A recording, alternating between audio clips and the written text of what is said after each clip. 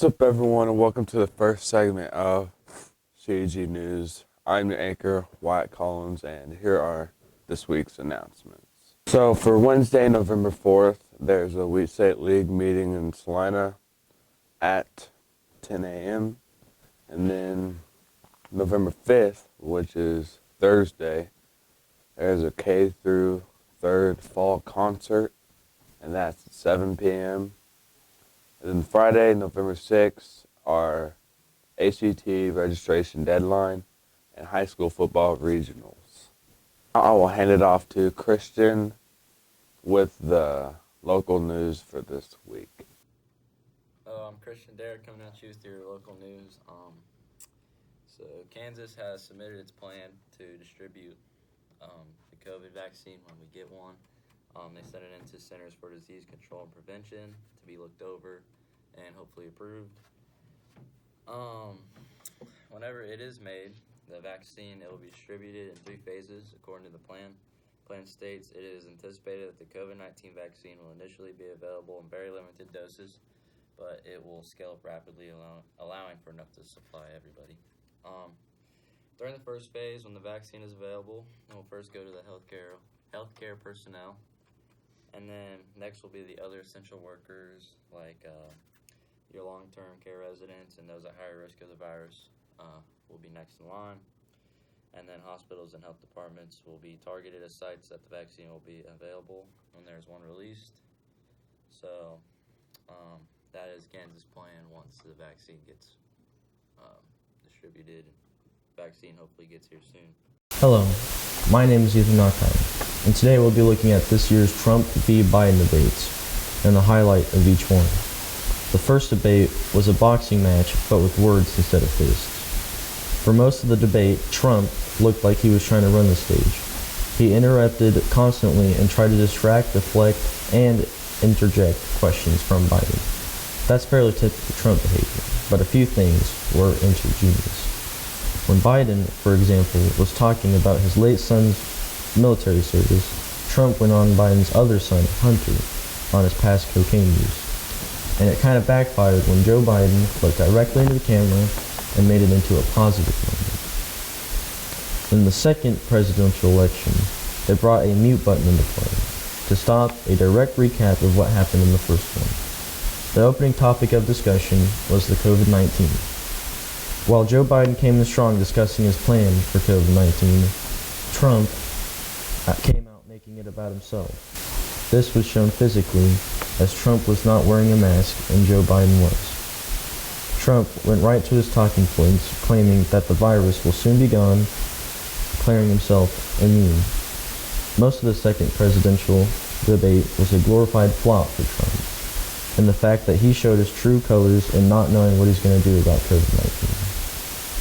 He started that we were learning to live with it, which is impossible. Now, I'll hand it over to Lane so he can show you or tell you about the weather for this week. Hi, my name is Lane McManus, and I am covering your CG News for this week about the weather. On Monday, the high is 69, a low of 42. There's a 0% chance of rain, and it's going to be sunny out.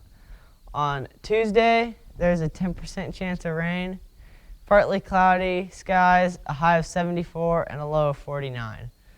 On Wednesday, there's a 0% chance of precipitation, partly cloudy, high of 72 and a low of 44. On Thursday, there's a 10% chance of rain. It's going to be sunny out again, high of 73, low of 47. On Friday, we've got a 10% chance of rain. It's going to be sunny out again. Good day for football, high of 73, low of 55. And on Saturday, it's going to have a 10% chance of rain. It's going to be a cloudy one, 68, which is a little colder for the week, and a low of 55. I'm Len McManus, and that's your CG News weather. But now I'll let Tyson and Brayson talk to you guys about the sports. Bryson Alcala, and I'm here with some CG news reporting the junior high sports. The volleyball girls were 4-5 after losing to Harrington in the first round of the tournament, which is a big improvement from last year's 1-8. 5 of the 6 starters were 7th graders and will be returning next year. At times, there were 6 7th graders playing at once, so there's a lot of room for improvement there. The football was a bit rough. They were 1-6, and their 1W was a big one against Peabody. They only had 8 players for most of the year, so that was a big problem there.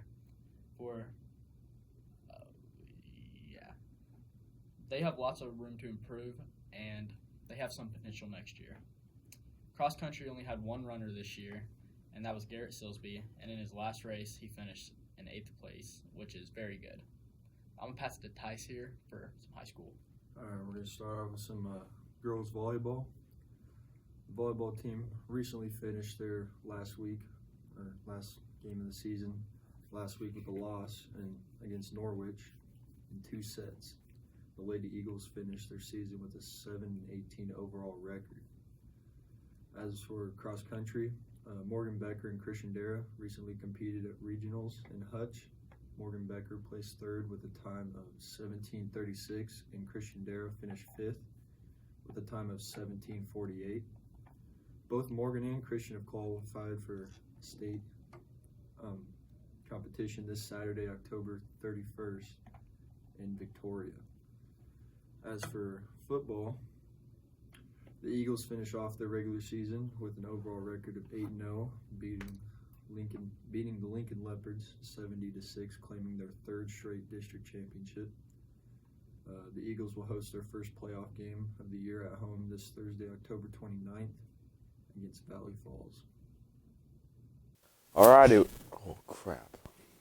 Alrighty, well, that will wrap things up for this week's CG News. I'm your anchor, Wyatt Collins, and I will catch you on the flip.